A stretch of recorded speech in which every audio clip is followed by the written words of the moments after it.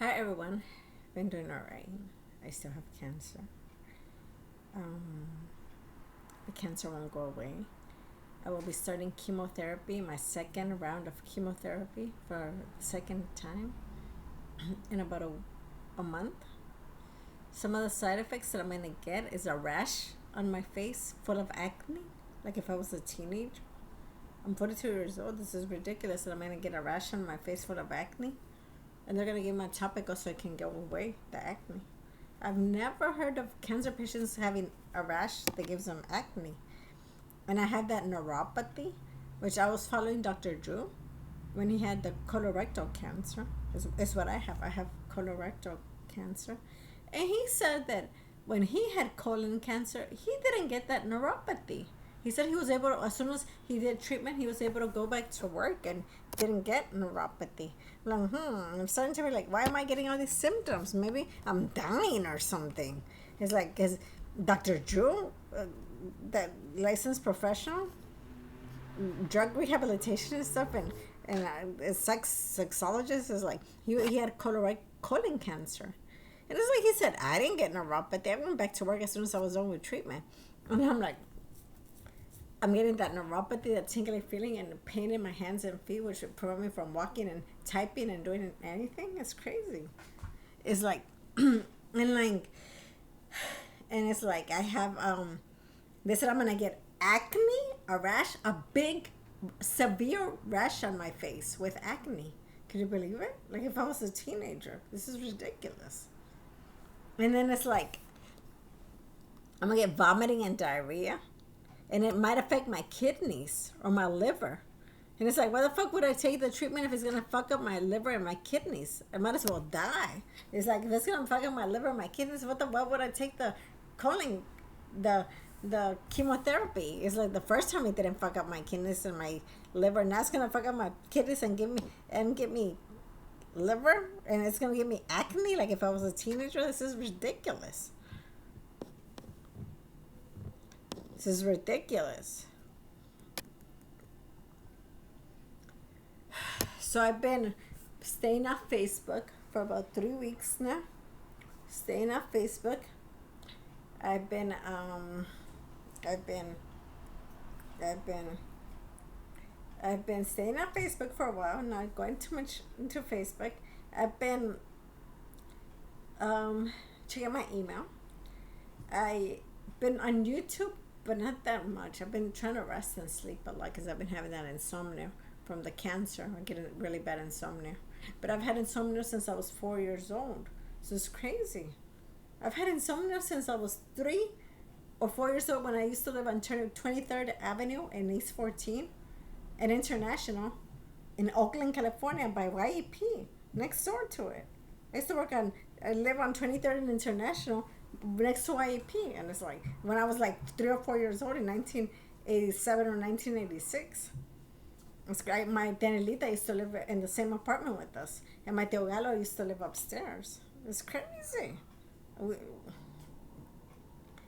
it's like I had insomnia since then, and I could remember not being able to sleep in that apartment because I would see the show of Chiqui Dracula in Univision or Telemundo, and then I would get scared of Chiqui Dracula because I was a little girl and I was like, "Ooh, Chiqui Dracula, it's gonna get me," and I couldn't sleep as a Chiqui Dracula. You look up Chiqui Dracula and you'll see if you would be able to go to sleep as a little girl like that Chiqui Dracula. But it's like, ooh, Chiqui Dracula was scaring the fuck out of me at 3 years old. And I also saw The Wizard of Oz at 3 years old. The Lion Man, the Tin Man, the Scarecrow. It was scary. But it's like, I also saw Blancanieves, de Chespirito, de mi tia Betty. Let me borrow the tape. I saw it in her. One time I went to her house, 2 or 3 blocks from 23rd Avenue and International, where she used to live. She used to live 2 or 3 blocks away on International from myself on 23rd Avenue in Oakland. And we went there, and she had the video of she had rented the video of Chespirito Blancanieves, and then she let me borrow it, and then we took it back to her. And it's like I saw the Chespirito Blancanieves, and I was 3 years old, 1986.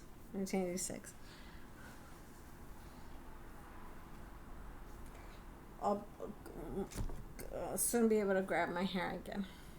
I'm sorry, it starts to be long. I can start clipping it again. But it's like I have frizzy hair. I have a fro and afro. It's like it's crazy. It drives me crazy because like I really can't comb it. I can't do anything because I can't tame it. I can't do nothing with my hair. I can't tame it. So I've been on Facebook.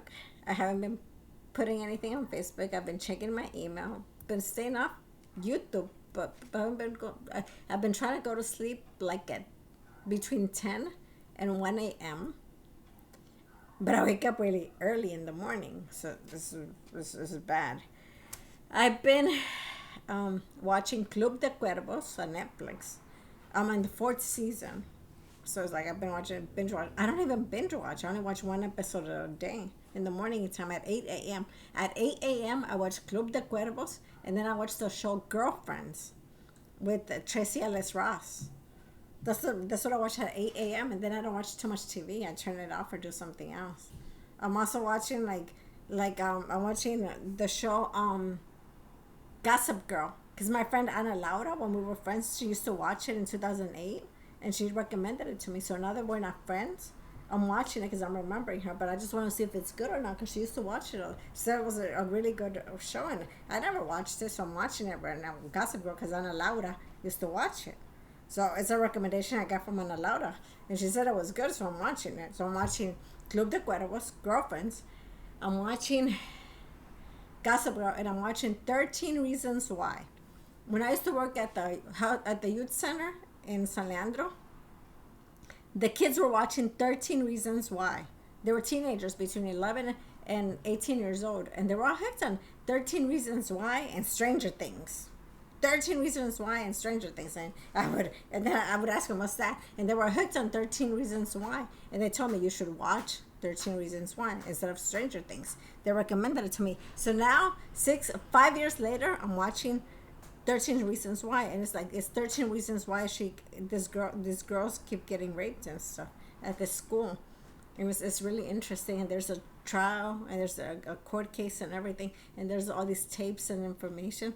They're trying to figure it out. It's very interesting, but the kids are watching it, so I'm watching it right now. It's a really deep show for the kids 11 to 18 years old watching it, but it's on Netflix, and that's what they were watching. They were also watching Stranger Things. I don't have an issue with Stranger Things. I mean, I've been catching a few shows of Stranger Things, so it was all right.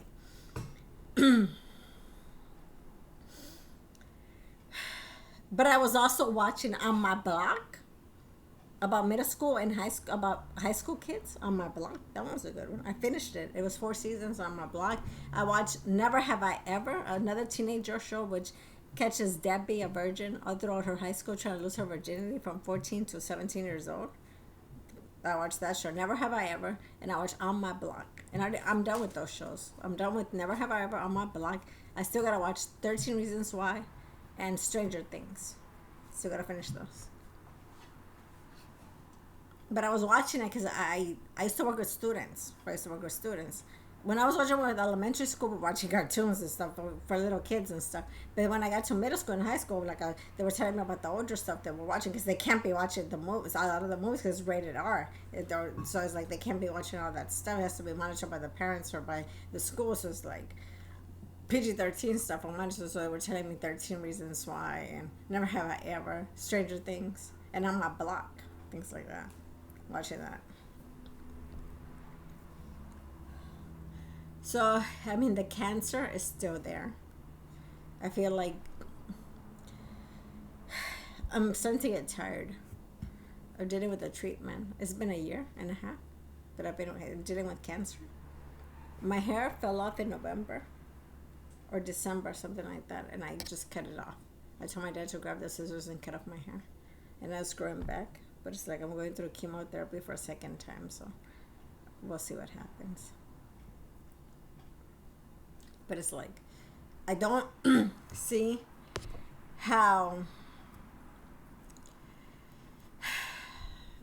it's getting better. I have no energy. I have no fucking energy. Sometimes I do have energy, but it's like, I don't have any fucking energy. I don't feel like going out.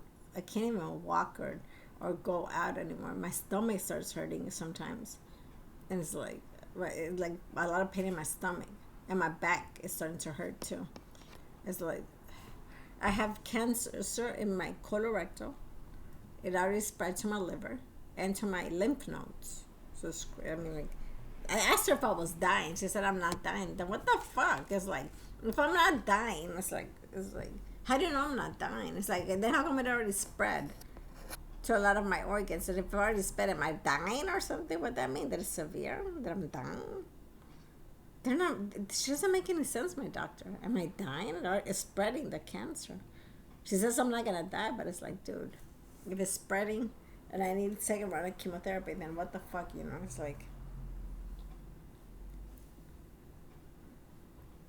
It's like, do I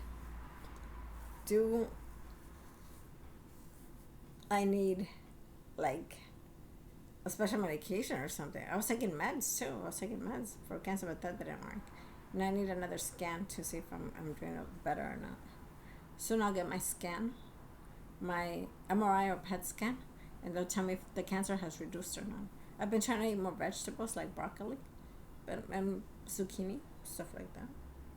And sandwiches here and there. So water, a lot of water intake.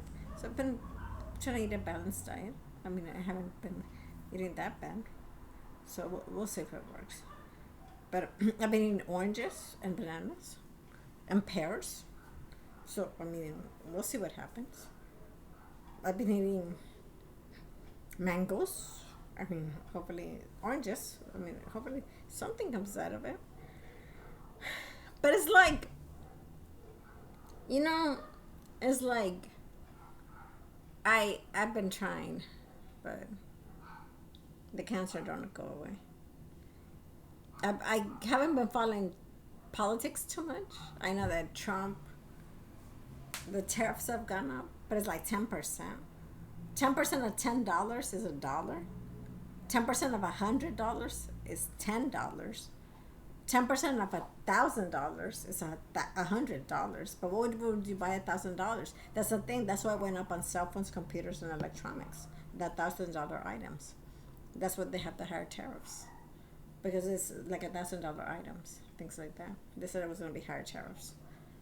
I mean, you're going to buy electronics all the time and all that kind of stuff. It's like, it's crazy. That's for the higher tariffs. I mean, people always use it. They buy an iPhone and things like that all the time. They always have an iPhone. It's like they live beyond their means, and that's crazy that people would do that and live beyond their means and buy an iPhone $1,000 when they're not even a professional. It's ridiculous. But it's like I've been the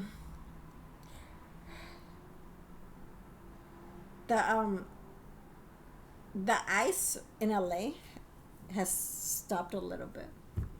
They're no longer having the military and fucking ICE by protest in LA.